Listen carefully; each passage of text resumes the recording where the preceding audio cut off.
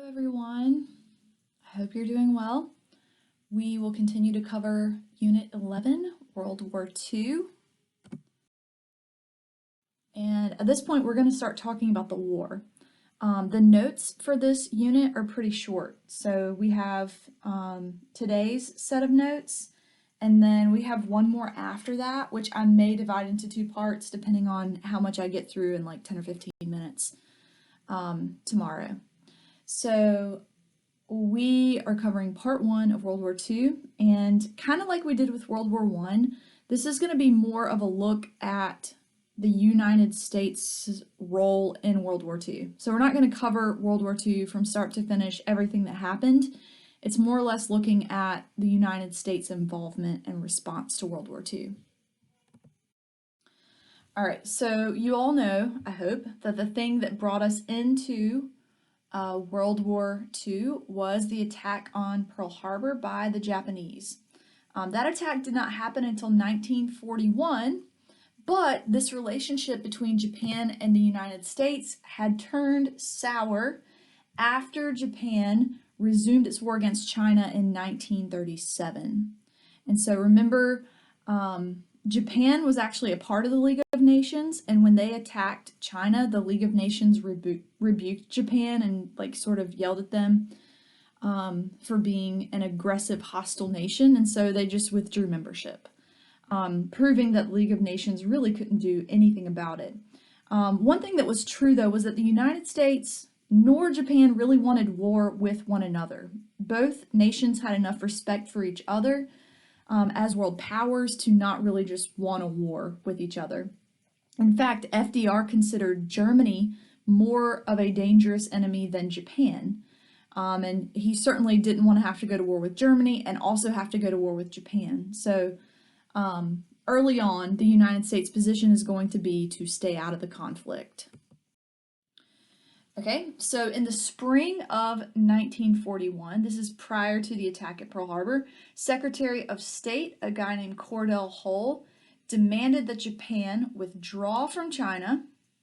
And not only that, but he wanted the Japanese to promise not to attack the Dutch and the French colonies in Southeast Asia. How do you think the Japanese responded to that? Even the moderate Japanese, even the ones who weren't like super militaristic did not agree with this plan, and they did not accept Hull's demand for total withdrawal. So, in July of the same year, 1941, the United States retaliated against Japan and their occupation of Indochina, which was a French colony that included Vietnam, by freezing Japanese assets in America. So basically, any investments they had in our economy were frozen. They did not have access to them, and they also placed an embargo on petroleum, making it so that Japan could not get petroleum. We hope that that would force them into submission because petroleum at this point is a big deal. If you're a world power and you're trying to build an empire in the Pacific like the Japanese were, you need petroleum. Around the same time, militarists take over Japan's government, and interestingly, they pretended like they wanted a peace with the United States. They sent ambassadors to the United States to talk peace negotiations, but secretly they implemented war plans against the United States. And interestingly, there's a guy named Colonel William Freeman. He was an American cryptanalyst, and he cracked the Japanese code and knew that an attack was coming on the United States in early December. He knew that it would probably be in Asia based on the code that he cracked. He thought it was going to be in the Philippines, but because of the hectic rush of events, military and civilian authorities really didn't make effective use of that information. And so even though this guy knew an attack was coming, he wasn't exactly sure where. The United States still really didn't have much of a chance to prepare for the attack that was coming on December 7th, 1941. And so that is the day that will live in infamy. I don't know if you've heard the speech, you should look it up, FDR talking about the attack on Pearl Harbor. But this attack took place December 7th, 1941, and they attacked our naval base there. And in less than 2 hours, they pretty much reduced our Pacific Fleet to ruin. 150 planes wrecked, 2,400 people dead, 1,100 people wounded, and this was the most serious attack on U.S. soil until 9/11. So Congress declared war the very next day on Japan, and a few days later, on December 11th, the Axis powers declared war against the United States. And at this point, the Great War became known as World War I, and this one became known as World War II. All right, so at this point, the United States has to mobilize the home front. They have to prepare for war. And so about 15 million men and women this time enter the military. And those people had to be fed, they had to be clothed and supplied, and that was actually good for our economy. It put a lot of people back to work and pretty quickly solved the unemployment problem. Congress gave very broad emergency powers to FDR. He wasn't able to have too much authority though, because the Democratic majorities, FDR was a Democrat, the Democratic majorities in the House and Senate were very slim. And so there was a coalition of conservative Republicans that were able to stop him from just freely doing whatever he wanted. So FDR's plan, a couple of things. He was going to pay for this war through taxes. And he was going to do it through income taxes. And this was a gradual income tax. In other words, the more money you make, the higher percentage in taxes you pay. There were a couple of years there during the war where the top wealthiest 1% paid like 90% of their income in taxes. So like you make $1 million that year and you would keep 100,000 of it, and 900,000 of it would go to tax money, or to the government in tax money. He also wanted to ration scarce resources and consumer goods, and he would regulate wages and regulate prices so that companies couldn't artificially raise or lower prices for their personal benefit during this war. I think I've said this before, but it was World War II that brought the United States officially out of the Great Depression. Manufacturing doubled. Like I said, those 15 million people who signed up for World War II had to be clothed and fed, and they had to be given supplies and guns and things like that. And so as a result, the United States emerges from the Great Depression. And we, at this point, had a war economy. So FDR appointed a guy named James Burns to be his economic czar.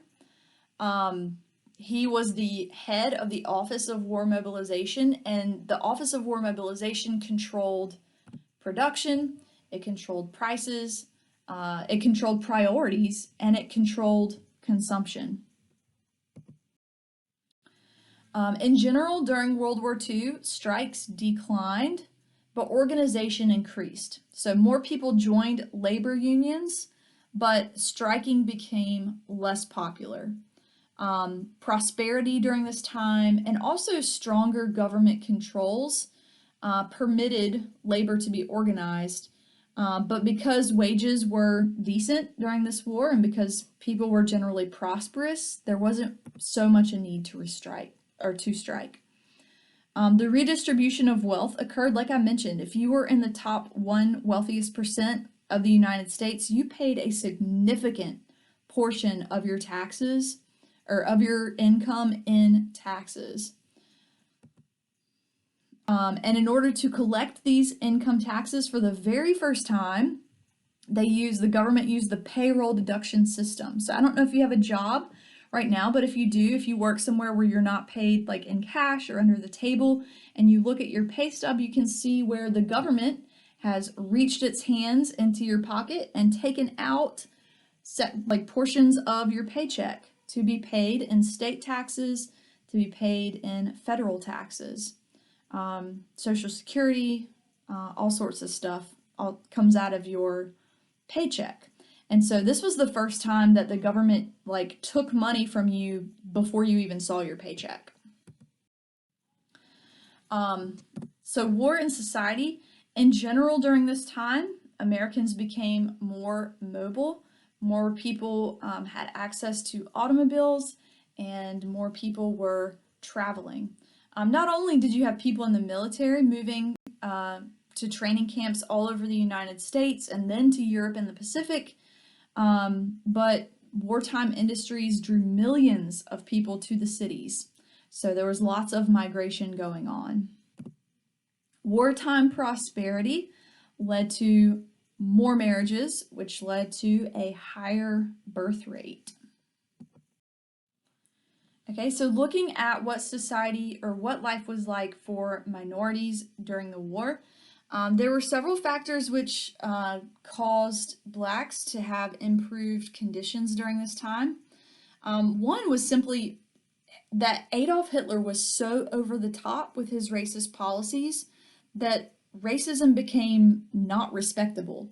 So like Hitler was so racist that it caused people to move in the other direction and become less racist. Not to mention you had black leaders that pointed out the inconsistency between fighting for democracy overseas and then ignoring it at home. So we're fighting for people to be free in Europe and Asia, but what about people here who are still suppressed?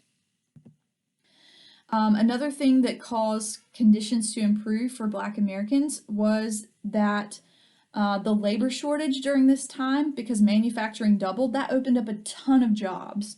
And so the labor shortage really came to an end and resulted in employment for really anyone who wanted a job during this time. Another migration occurred as blacks moved to the cities of the North and some to the Midwest and to the West Coast to find manufacturing jobs. Because they were clustering in cities, it gave them greater political influence in some of these districts. Also, membership to the NAACP, the National Association for the Advancement of Colored People, grew in membership and it grew in influence. And they also began to take on a more activist role. As far as Mexicans were concerned, the increased demands for labor led to a reversal in the government's policy of forcing Mexicans out of the Southwest. And so Mexicans were now allowed into the Southwest, and many of them began to take jobs there. In Los Angeles, there was a lot of prejudice toward Hispanics, and so this erupted into rioting against young Hispanic men who wore these zoot suits. There's a picture of a military guy, and the two guys beside him are wearing zoot suits, and they were very loud. Some people hated Hispanics simply because they were Hispanics, but they felt like these suits were obnoxious, and so that made it worse. And it actually led to zoot suit riots. And so this took place in 1943, and there was a group of sailors who were on leave, and they began roaming Los Angeles, and they literally just attacked anyone wearing a zoot suit. In terms of Native Americans, military service and a higher level of mobility as Native Americans looked for jobs, this increased their assimilation into white society. And so the remaining Native Americans who held on to their ways, many of them began, even like the minority of Native Americans who held on to their traditional ways, began to let that go as World War II happened. And as many of them, like I said, joined the Army or the Navy and then went in search of jobs. All right, so one difference between World War I and World War II is that even though propaganda would demonize the Germans and the Nazi Party and Hitler and stuff like that, German Americans and Italian Americans were not treated badly during World War II. I'm sure there were isolated incidences where people made racist remarks, but in general, German and Italian Americans were not treated as enemies like they were in World War I. And so this is a change over time between World War I and World War II. On the other hand, Japanese Americans were treated like enemies. There were Japanese people living on the West Coast who were born and raised in the United States. Many of them did not even speak Japanese. Many of them had farms or vineyards or whatnot, great jobs, and were loyal United States citizens. But because they were Japanese and because of the attack on Pearl Harbor, these people were rounded up and put in internment camps. There are a couple of famous Supreme Court cases as Japanese Americans got fed up with these restrictions and began to challenge them in the Supreme Court. One of these cases is Hirabayashi versus the United States. And in this case, Japanese people were challenging the curfews that were placed on them. They said that these curfews against a specific minority group were unconstitutional. And that was their argument. But in this court case, it held up the government's right to place curfews on a specific minority group. So the curfews on only Japanese people remained. And then a year later, in Ex parte Endo, the Supreme Court sort of reversed their thinking there and forbade the internment of loyal Japanese American citizens. So many of those who had been shipped off to internment camps began to come home. And here is a picture of an internment camp. And you can see women and children are being rounded up in trucks and taken to these camps. All right, so women during this war. One of the differences in this war, like during World War I, women took jobs, but then once the war was over, they left their jobs. And it was like their patriotic duty to give up their job because now the veterans were back and they needed their jobs back. Well, in World War II, millions of women went to the workforce, and many of them took, quote, man jobs. Some were taxi drivers, some were welders, many worked in shipyards. And the difference is in this war, they will not give their jobs up. Once the war is over, they held on to their jobs after this war. Some women were forced to move to cities for their own jobs, or even if they stayed at home, a lot of families were moved to take city jobs. A lot of them went to Detroit, many went to California because their husbands got jobs there. And this created a very different way of life, especially for women who had young children at home because there were tight living quarters, there were ration books, not very many friends. Children, of course, if they moved to cities, had to go to new schools, play on new playgrounds, make new friends, that kind of thing. And so war brides. So these are women who got married right before their young men joined the service or went off to war. And many of these were forced to follow their husbands to training camps. And this is, they faced many of the problems similar to women who had to move to work in defense industries. And of course, the added emotional uncertainty and the fear that their husbands would not come home from war, compounded by separation from their husbands, who of course were risking their lives overseas. All right, that's all for today. I hope you have a great day. Send me your notes.